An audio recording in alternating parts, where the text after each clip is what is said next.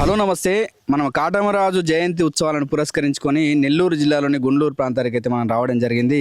So ఇక్కడ కాటమరాజు పరిపాలించినటువంటి ఆధారాలు శాసనాల రూపంలో అయితే మనకు ఉండడం జరిగింది. సో ఈ శాసనానికి సంబంధించి కాటమరాజు చరిత్రకు మీద రీసెర్చ్ చేస్తున్నటువంటి నాగశేషి యాదవ్ గారు ఉన్నారు. అదేవిధంగా లోకల్లో కాటమరాజు చరిత్ర మీద అన్ని ప్రాంతాలు తిరుగుతూ అసలు కాటమరాజు చరిత్ర ఎక్కడెక్కడ దాగి ఉందని చెప్పేసి ఒక ప్రయత్నం చేస్తున్నటువంటి దత్తాత్రేయ గారు కూడా మనతో పాటు ఉన్నారు. సో ఈ శాసనం ఏం చెప్తుంది క్లియర్గా, మరి కాటమరాజు పరిపాలించినటువంటి ప్రాంతాలు ఎక్కడెక్కడ ఉన్నాయి, సో ముఖ్యంగా ఈ శాసనము ఏ సంవత్సరంలో ఇక్కడ నిర్మాణం చేయడం జరిగింది అనే విషయాల మీద మాట్లాడే ప్రయత్నం చేద్దాం. అన్న నమస్తే. నమస్తే సార్. అంటే ముఖ్యంగా ఈ శాసనాన్ని కనుక గమనిస్తే అసలు ఇందులో ఏం రాసింది, దీని గురించి మీరు ఏం చెప్తారు? ఇది వచ్చింది కాటమరాజు కాలంలో 1250 సంవత్సరంలో ఆయన స్వయంగా అయ్యేసిన శాసనం. ఇది గుండ్ల బ్రహ్మేశ్వరాలయంలో గుండ్లపాలెం శిలాశాసనం అంటారు దీన్ని. అది సార్ అంటే మనం అంటే పురావస్తు శాస్త్రం ప్రకారంగా ఇది సౌత్ ఇండియన్ ఇన్స్క్రిప్షన్ కూడా ఆల్రెడీ ఎంటర్ అయింది. ఇది నెల్లూరు కాపర్ ఇన్స్క్రిప్షన్ కూడా దీంట్లో ఎంటర్ అయింది ఆల్రెడీ. అంటే దీంట్లో ఈ శాసనం చదివితే మీకు అంటే ఏమేమి మ్యాటర్? ఇది కాటమరాజు యొక్క పూర్వం గురించి మొత్తం ఉండదు. కాటమరాజు కుటుంబం యొక్క పూర్వ చరిత్ర మొత్తం ఉంది. అంటే చంద్రవంశంలో యాయతి పరంపరలు యదు పరంపరలు కృష్ణ పరంపరలో కాటమరాజు వచ్చినట్లుగా స్పష్టంగా ఉంది. మొత్తం సంవత్సరాల సహా ఉంది. చూద్దాం సార్. శాసనము మొత్తం 4 భాగాలుగా ఉంది. అందులో ప్రథమ భాగము యాదవ జల్మం వైశంపాయుండు పరీక్షిత్తుకు ఇట్లనియే అతిథికి కశ్యపునకు పుట్టిన వైవస్తుడును మనువుకు యముండును శనేశ్వరుడును యమున ముందపతి బుట్టే రందు వైవస్తుడును మనువు వలన బ్రహ్మ క్షత్రియ వైశ్య సుద్భువులైన మానవులు అనేకులు పుట్టిరి. వారికి సేన ప్రముఖులైన రాజులు 8 పుట్టిరి. ఆ మునిపుత్రిక అయిన ఇలగన్య సోమపుత్రుడైన బుధునకు పురూర చక్రవర్తి పుట్టే. పురూరునకు ఊర్వశికి ఆయుండు పుట్టే. ఆ ఆయువునకు స్వభాయుకు నభీషుడును పుట్టే. రాజ్యము చేసే నభీషునకు ప్రియమోనుకు యాయతి పుట్టే. యునాక యాగంబులు చేసేను. యాయతికి శుక్రుని పుత్రికైన దేవయానుకు యదువు జన్మించెను.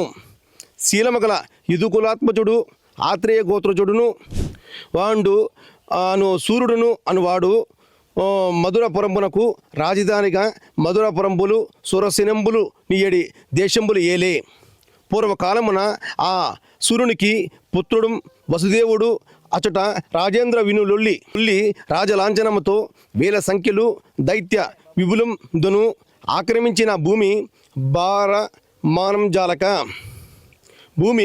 భారమానం జాలక గోరుపై బ్రహ్మజేరంబోయి కన్నీరు మున్నీరు రోదనం ఛాయ కరుణుతో భావించి కమల భవండు ధరణి నురుడం బలికి దాత్రియును వెలుపుల కదిలి రా విష్ణునిగాన నెంగి పురుష సూక్తంబు చదివి అద్భుత సమాధి నుండి ఒక మాట విని వారి జోద్భవు ఉండు వినుండి వేలుపుల ధరయును విన్న ఎట్టి పలుక వివరించదనని ప్రీతం పలికే దిలియ యాదవ కులమున అమరులు మేదిని పై బొట్టం జనుడు మీ వంశమున శ్రీ దైత్యుండు వసుదేవున ఉదరంబున బుట్టి భారమంతయు బాపును హరి పూజితంబుగా పుట్టుండు. సురకన్యలు భూమి యందు సుందర తనులై హరికగ్రజ గుడి శేషుండు హరి కలతొంబుం బుట్టి భారమంతయు బాపును అవనీశవిను ద్రోణుండును వాండు వసువుల యందు ముఖ్యుడు. ధర అతని భార్య ఆ వెలుపుల పెద్ద ఆ ద్రోణుండు ఈ నంద గోపకుండై జన్మించే. ధరయు హరి యోగమాయ యశోద నందుడుకు గాయై జన్మించే. ఎల్ల ధేనువులెల్లా ఋషుల అంశమున జన్మించే. సురులెల్లా గోరక్షక పాలకులై జన్మించే. దేవికీయను తొల్లి స్వయంభు మను అనంతరంబును పుస్తీయను పతివ్రత వసుదేవుడును సుతు పుణ్యుండును ప్రజాపతి 2వ జన్మమున అదితి పింగస్య ముండును 3వ జన్మమున వసుదేవ దేవకి రామకృష్ణులు ఉద్భవించిరి. అక్షరాంగనలు గోపకన్యలై ఉదయించిరి.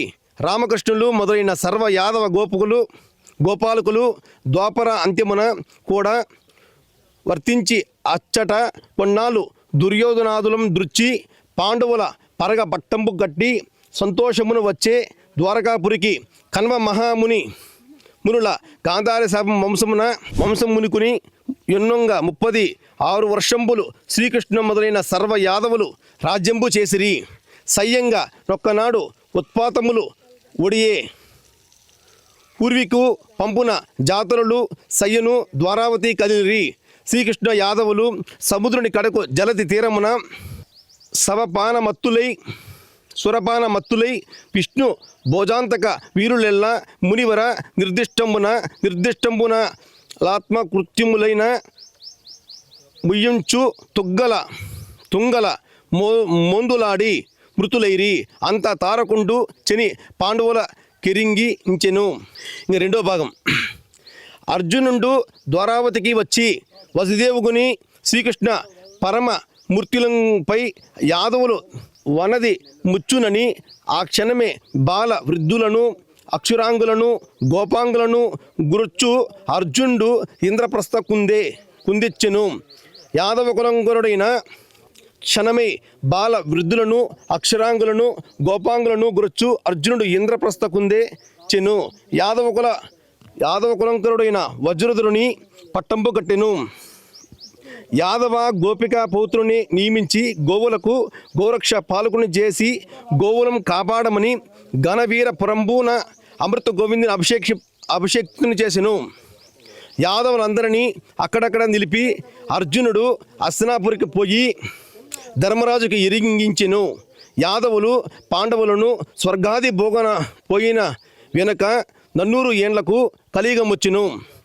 వజ్రదేవుని పుత్రుండు దదిసంగుడు అనంగా గోపికల పౌత్రికుల వంశకరులు బృందావనం పృథ్వం పొంది నందవ్రజంపునకు నలినొప్పుచుండు ఆవుల మేపుత నలరి గోపకులు రైవితాచలమున రంజిలుచున్న యాదవులకు దైవమెంతయో ఒప్ప అమృత భాగేశ్వరుడందు వెలియనున్న వసుదేవ నందనులతో తొల్లి శ్రీకృష్ణ ముందురం గోకులం మీర ప్రతిష్టలు చేసి ప్రభ మీరి విలయ గోవింద మనవుడు ఉపనందు పుత్రుండు అమృతం భోజుడని ఆ దేవ పేర విలయంగా పెట్టెను.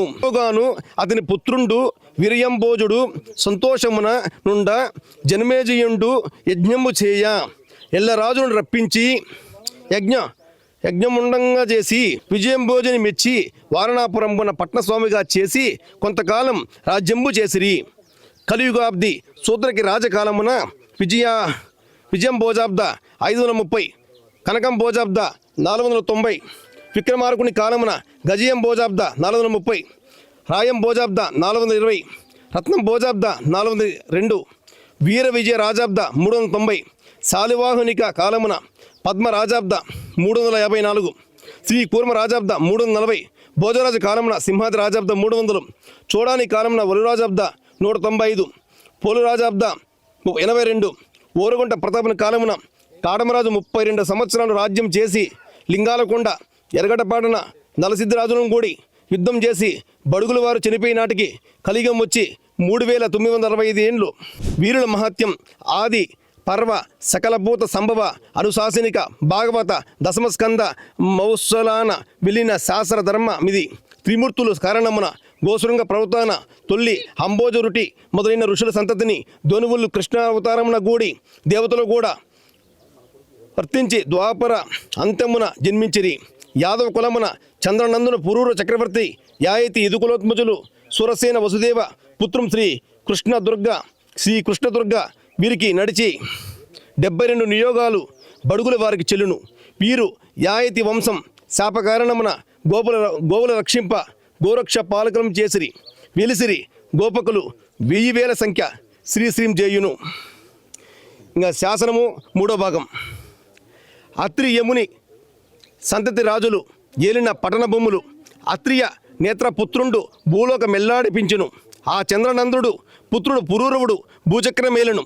ఆ పురూరవ పుత్రుడు పౌత్రుండు యాయేది రాజు ఏనైవ అఖండ పృథ్వీ ఏలును. యాయేది పుత్రుండు యదువు ఏనాక భూములు ఏలును. ఇది కులాత్మరుజులు సూరసేన మధురపురంబులు సూరసేనంబులు ఏలును. అతని ఆత్మజుడు వసుదేవ మధుర పురంబులు ఏలే. అతని బంధువు నందగోపకుండు రేపల్లె ఏలే. వసుదేవ పుత్రుడు శ్రీ కృష్ణ ద్వారావతి ఏలే. శ్రీకృష్ణ గోపికా పుత్రులు వజ్రధురు అమృత గోవిందు అంబోజులు ఆరుగురు ఇంద్రప్రస్థ ఘనవీర రాజ్యంబులు ఏసిరి. పద్మనాభుడు ఏలే అందలి రాజ్యంబు కొంత ఏలే. వీరవిజయుడు ఏలెను శ్రీ కురముడు ఏలును. అరుణుల కోన అమరావతి సింహాద్రి ఏలును. సింహాద్రి యలమంచిలి ఏలును. వలురాజు ఆలవల్లిపురము అతడు కొన్నాళ్ళు అడిదేవిటి ఏలును. ఆల పొలురాజు ప్రతాపుని కాలమున ఇదుకులాత్మజులు ధనుముకొండ మందులుడ పినయరప పెద్దయరప ఏలంగా ఏరుపులకు అనావృష్టి తెంకాంకి ధేనువులకు మేంత లేదని రాజు పద్మనాయుడు వివరించుకుని ధేనువులు దారు కదిలిరి. పాంకనాడు సిద్ధిరాజుకు పొల్లరి ఒడంబడి భూమి చొచ్చి మేపిరి. మేపుతనల నన్న ధనువులం దాను దక్షిణా ధనువు కోటికి గదిలిపోయి ధనువు కో వల్లభుని దర్శించి నలనన్న ధనువులం దాను మరలి దిన నిధుల మీదుం గదిలి వచ్చి పెన్న వెంట విడిసిరి. నలసిద్ధి వారు ఎద్దుల మేసిరి. యాదవుల మందను అడంతరోదాయ అడవుల ఒక్కరంతు వడే. నెల్లూరు ధేనువులం దారు కదిలియే. ఎర్రగడ్డపాట నిలిచేను. నలసిద్ధి రాయబారి పుల్లరికి వచ్చాను. దట్టించి రాయబారిని పుల్లర లేదు పొమ్మనిరి లేదు పొమ్మంటేను. నెల్లూరు నలసిద్ధి రాజు ఎర్రగడ్డపాటికి ఎత్తి వచ్చెను. ఇంకా గుల్లపల్ల శిలాశాసనం 4వ భాగం. స్వస్తిశ్రీ శాలివాహన శకవర్షంబులు 1170 అగునేటి కాలయుక్తి సంవత్సరం కార్తీక శుద్ధ 5 నెల్లూరి నలసిద్ధరాజు సర్వసన్నాహం వెరసి లింగాల కొండ ఎర్రగడ్డపాటి కూడలి సోమేశ్వరుని నందలి నానా ఆత్రేయ గోత్ర యాదవ క్షత్రియ మధురాపుర అంధీశ్వర శ్రీ విష్ణు యోగమాయ దివ్యశ్రీ పాద ప్రకట శృత వవంజన నచ్చిర ఉంది పౌత్రుల ఎత్తవం గౌరవ పౌరువుండు ద్వారకాపురి గోపికా వల్లభుని పౌత్రుండు వలురాజు అతని సుతులు పోలిరాజు పెద్దిరాజు వారి పుత్రులు మొదలైన యాదవులు నలసిద్ధం కూడి యుద్ధం చేసి మృతులైరి. యుధవంశమునకు భయము తొలగినని త్రిమూర్తులు యోగమాయ దేవుని ఇట్లనిరి. గోపికా జనములు గోపాలకులను పసల మందకు నేను భద్ర నీవు వసుదేవ నందులకు గర్భపుత్రికవై నానావిధ సంపదలకు స్థానకమై మానవులకు భక్తితో కొలుతురు. కానుకలను బలులు ఇచ్చి 18 నామములు కొని ఆడుదురు. ఈ స్థానము ఎరిగించ ఉమి పిఠాపురి హేంకృతి నువ్వు ప్రత్యక్షమై పాలేటి తీరమున బాగిరితే నిలిచి భక్తునికి ప్రత్యక్షమై త్రిమూర్తులు మెప్పించి వీర మహత్తు ఇప్పించెను. భగిరిది దుర్గస్థానం కొండయ్య కొడుకు రామయ్య ఉద్ధరించిన శాసనం. సో ఈ శాసనానికి సంబంధించి క్లియర్గా మనకి శాసనంలో ఏమి రాసింది అనేది మనకైతే ఇక్కడ క్లియర్గా వివరించడం జరిగింది. ఇక్కడ కాటమరాజుని సందర్శించడానికి శాసనం చూడడానికి తెలంగాణ రాష్ట్రం నుంచి కూడా టీచర్లు కానీ తర్వాత భారత యాదవ్ సమితి నుంచి రాష్ట్ర అధ్యక్షులు ఉన్నటువంటి దాసరి నాగేష్ యాదవ్ గారు, అదేవిధంగా కడారి స్టాలిన్ యాదవ్ గారు, మిగతా సూర్యాపేట సంబంధించినటువంటి టీచర్లు కూడా అందరూ కూడా ఇక్కడికి రావడం జరిగింది. సో ఈ శాసనాన్ని చూస్తే వాళ్ళకి ఏమనిపిస్తుంది అనే విషయాల మీద మాట్లాడదాం. అన్న నమస్తే. నమస్తే. కాటమరాజు జయంతి సందర్భంగా తెలంగాణ రాష్ట్రం నుంచి కనిగిరి ప్రాంతానికి కాటమరాజు వెళ్ళినటువంటి ఈ ప్రాంతాన్ని సందర్శించడానికి తెలంగాణ రాష్ట్రం నుంచి భారత యాదవ సమితి మిత్ర బృందం రావడం జరిగింది.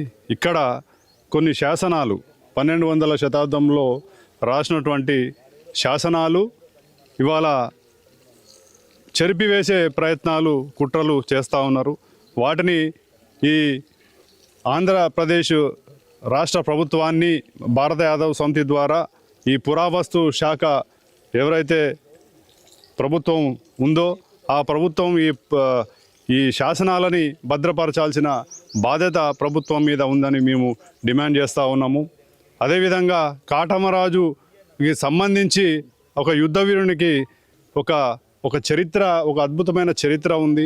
ఆ చరిత్రను కూడా ఆంధ్రప్రదేశ్ ప్రభుత్వాన్ని మేము డిమాండ్ చేస్తూ ఉన్నాం.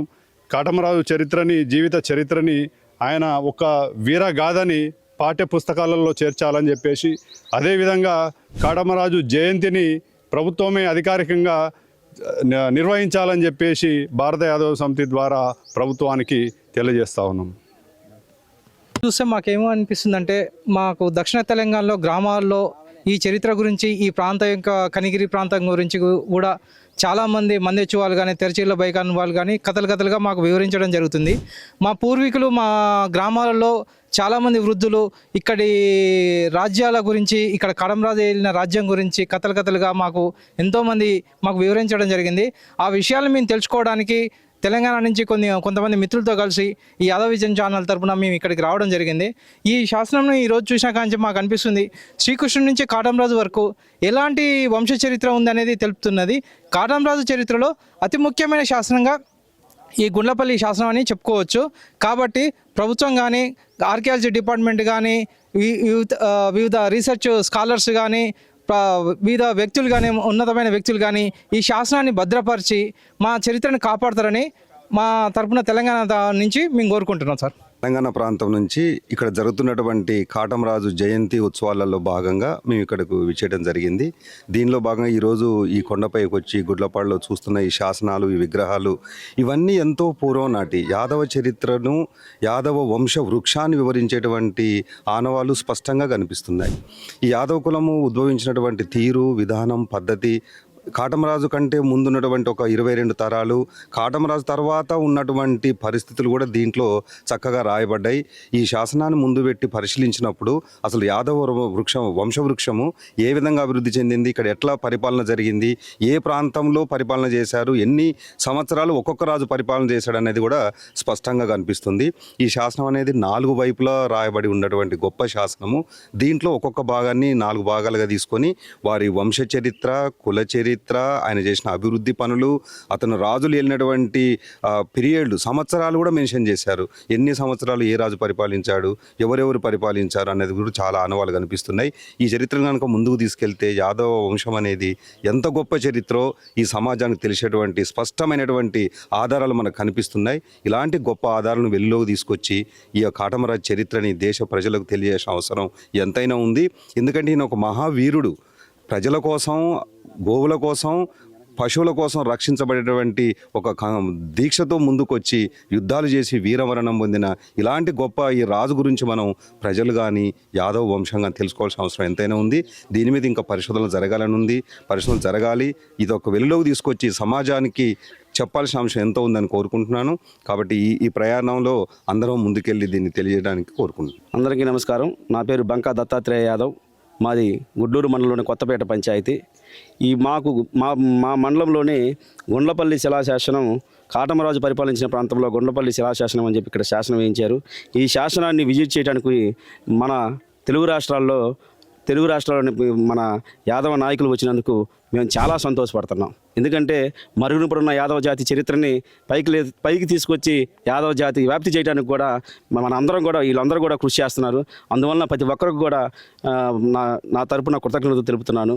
ముఖ్యంగా మన లింగమంతుల స్వామి గుడి పూజారి అయినటువంటి మెట్టు నారాయణ గారు, మరియు యాదవ చరిత్ర మీద ఎంతో పరిశోధన చేసినటువంటి మన నాగశేషమరాజు గారు, మరియు యాదవ్ విజన్ టీవీ మన నకా మహేష్ గారు, హనుమంత్ గారు, మన నాగరాజ్ అన్న గారు, టీచర్ నాగరాజ్ అన్న గారు, మరియు లింగమయ్య యాదవ్ గారు, మరియు స్టాలిన్ యాదవ్ గారు, మరియు నగేష్ యాదవ్ గారు, మన కడప నుంచి మన మహేష్ ఎర్రగొర్ల మహేష్ యాదవ్ గారు, వీళ్ళందరూ కూడా యాదవ చరిత్ర మీద ఎంతో పరిశోధన చేసి అనేక ప్రాంతాలు తిరిగి యాదవ జాతిని నలువైపులా వ్యాప్తి చేయాలనే ఒక టార్గెట్ పెట్టుకొని తిరుగుతున్నారు. వీళ్ళందరికీ కూడా నాకు చాలా సంతోషం. నిన్న కాటమరాజు జయంతి ఉత్సవాలు జరిగినాయి. కాటమరాజు జయంతి ఉత్సవాలకు వచ్చి చాలా విజయవంతంగా జరిపారు. చాలా విజయవంతంగా జరిపి అక్కడ ఉన్నటువంటి అంటే మనకు మెయిన్ ఏంటంటే నెట్వర్క్ కావాలి. నెట్వర్క్ లేకే మనం ఎన్నో లాస్ అయిపోయినాం. అదే తెలుగు రాష్ట్రాల్లో ప్రతి ఒక్క నియోజకవర్గం, ప్రతి ఒక్క గ్రామ స్థాయిలో కూడా కాటమరాజు చరిత్రలను, యాదవరాజుల వీరగాథలని, అంటే ఎక్కడ నేటివిటీ తగ్గట్టు ఇన్ని వీరగాథలను కూడా మనం పరిచయం చేసి నలువైపులా వ్యాప్తి చేయాలని చెప్పి కోరుకుంటున్నాం. ఇక్కడ వచ్చినటువంటి ప్రతి ఒక్కరికి కూడా నా తరఫున కృతజ్ఞతలు తెలుపుకుంటున్నా. ప్రకాశం జిల్లా గుడ్లూరు మండలం గుండ్లపాలెం కాటమరాజు శిలాశాసనానికి విచ్చేసినటువంటి యాదవ సోదరులకు, బంధువులకు అందరికీ కాటమరాజు జయంతి శుభాకాంక్షలు. మరి మనం ఇక్కడ ఈ ప్రాంతాన్ని చూసినట్లయితే కాటమరాజు పరిపాలించిన ప్రాంతం, ఇక్కడ ఉన్నటువంటి శిలాశాసనం, ఇక్కడ ఉన్నటువంటి గుడి కానీ మనకు తెలియజేస్తుంది ఆయన ఎట్లా పరిపాలించుండు, ఏ రాజ్యాలను పరిపాలించుండు, వాళ్ళ వంశవృక్షావళింది, దానికి సంబంధించిన చరిత్ర మొత్తం ఈ శిలాశాసనంలో ఉండడం జరిగింది. అంతేకాకుండా కాటమరాజు పశువుల కోసం ఇప్పుడు మనం ఏదైతే మనం పశువులలో రాజసంగా ఉండేది ఏంటంటే ఒంగోలు కోడెలు కానీ ఒంగోలు ఆవులను కానీ వాటిని మేలుజాతి ఆవులను పెంచి పోషించినటువంటి వ్యక్తి కాటమరాజు. మరి ప్రస్తుతానికి చూసుకున్నట్లయితే ఆ ఒంగోలు జాతి పశువులు మొత్తం బ్రెజిల్కి తరలిపోయినాయి. ఆ పేటెంట్ కూడా బ్రెజిల్ దేశం తీసుకుంటుంది. అంత గొప్ప జాతిని పశుజాతిని మనకు అందించినటువంటి కాటమరాజు చరిత్రను ఈనాడు మరుగున పడిపోయింది. అట్లాగే యాదవులో ఒకనాడు గొప్ప రాజులం, ఈ దేశాలను పరిపాలించిన వాళ్ళం. ఒకప్పటి చరిత్ర చూసుకుంటే ఎంతో గొప్పగా ఉంది. నేటి చరిత్ర మనకు తెలియక మన జీవన విధానం ఇప్పుడు ఎంత వెనుకబడిపోయానో తెలియజేస్తుంది. ఒక్కసారి ఇక్కడ ఉన్నటువంటి శాసనాలను కానీ వీటన్నిటిని ఇక్కడ ప్రభుత్వం పట్టించుకొని వీటికి ఒక మ్యూజియం లాగా ఏర్పాటు చేసి ఇక్కడ రక్షణ ఏర్పాటు చేయాలని చెప్పేసి మేము భారత యాదవ సమితి నుంచి మేము డిమాండ్ చేయడం జరుగుతుంది. అట్లాగే ఇక్కడ ఒక కారిడార్, ఇక్కడ ఎర్రగడ్డపాడు, గుడ్లూరు, నెక్స్ట్ దొనకొండకి, నెక్స్ట్ అలాగే గుండంచెర్ల, కనిగిరి, వీటన్నిటికీ ఒక కారిడార్, యాదవ కారిడార్ లాగా ఏర్పాటు చేసి ఇక్కడ ఈ లింకు చేస్తూ టూరిస్ట్ ప్లేస్ లాగా చేయాలని చెప్పేసి కూడా మేము కోరుకోవడం జరుగుతుంది. చరిత్ర చాలా గొప్పగా ఉంది. యాదవులు మన చరిత్ర తెలుసుకుంటూ ఒకప్పుడు మనకు ఆశ్రిత కులాలు అనేది ఉండేది. దాదాపు ఒక 12 ఆశ్రిత కులాలు మన చరిత్ర చెప్పేవి. కానీ ఇప్పుడు ఆ చరిత్ర చెప్పడానికి కూడా ఎవరు లేరు. ఖచ్చితంగా మన చరిత్ర మనం తెలుసుకుంటూ మనం ముందుకు పోవాలని కోరుకుంటున్నాను. హలో, నమస్తే. మనము ఈరోజు గుండ్రపాలెం శాసనం దగ్గరికి అయితే రావడం జరిగింది. ఇక్కడ గుండ్రపాలెం విలేజ్లో అసలు కాటమరాజు చరిత్ర వీళ్ళకి ఏమైనా అవగాహన ఉందా, లేకపోతే వీళ్ళ పూర్వీకులు ఏం చెప్పేవారు, ఈ గుండ్రపాలెం శాసనానికి సంబంధించి వీళ్ళ తండ్రులు కానీ తాతలు ఏం మాట్లాడే విషయాల మీద ఇక్కడ లోకల్గా అన్నగారు ఉన్నారు. సో అన్న, నమస్తే అన్న. నమస్తే. నరసింహం, పిగిలి వెంకట నరసింహం, గుండ్లపాలెం విలేజ్, గుంటూరు మండలం. ఈ కాటమరాజు గురించి ఇక్కడ మా పెద్దవాళ్ళు మాత్రం చెప్పేవాళ్ళు. ఇక్కడ అదే నెల్లూరు నుంచి వస్తా ఇక్కడ గుడారాలు వేసుకునేదానికి అన్ని వసతులు ఉన్నాయి, అన్నీ ఉన్నాయని చెప్పి ఇక్కడ ఉండేవాళ్ళు, ఇక్కడ ఉండి వెళ్ళేవాళ్ళు అని చెప్పి మా పెద్దవాళ్ళు చెప్తూ ఉంటుండేవాళ్ళు. దీనికి శాసనం ఒకటి ఉంది అని చెప్పేసి మనం చూసాము, కానీ అది మనకి సంస్కృతంలో ఉంది కాబట్టి మనకి పెద్దగా తెలియలేదు. అసలు ఇప్పుడు విన్న తర్వాత బాగా మొత్తం గురించి కాటమరాజు గురించే చెప్పారు. అంటే ఈ కాటమరాజు వాళ్ళు ఇక్కడ వచ్చి అంటే ఏం చేసేవాళ్ళు? కాటమరాజు ఈ గుడి కట్టారు అది ఇది అని అంటుండేవాళ్ళు, పెద్దోళ్ళు అంటుండేవాళ్ళు, కానీ మనకి అయితే పూర్తిగా తెలియదు. ఇప్పుడు అక్కడ శాసనం ద్వారా చదివారు కాబట్టి దానివల్ల మనకు కూడా తెలిసింది, పూర్తిగా తెలిసింది. అయితే మా నాన్నోళ్ళు అంటుండేవాళ్ళు ఇక్కడ కాటమరాజు అక్కడ నెల్లూరు నుంచి వస్తా గుడారాలు వేసుకొని ఇక్కడే ఉండేవాళ్ళు, ఇక్కడే ఉండి ఈ వసతి అంతా ఉండి వాటర్ కానీ అన్నీ ఉండేవి, పంట మేపుకునేదానికి ఆవులు కానీ మేపుకునేదానికి ఉండేది అని చెప్పుకుంటుండేవాళ్ళు.